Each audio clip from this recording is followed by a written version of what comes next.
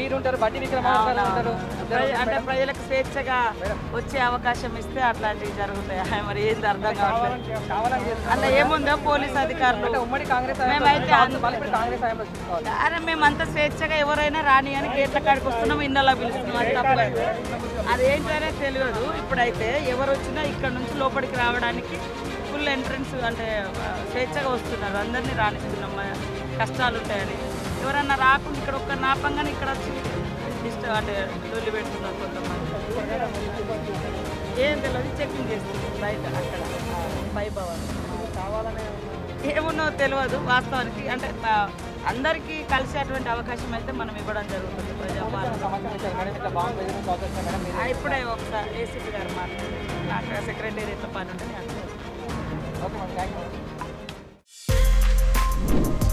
For more videos like this, subscribe Big TV channel.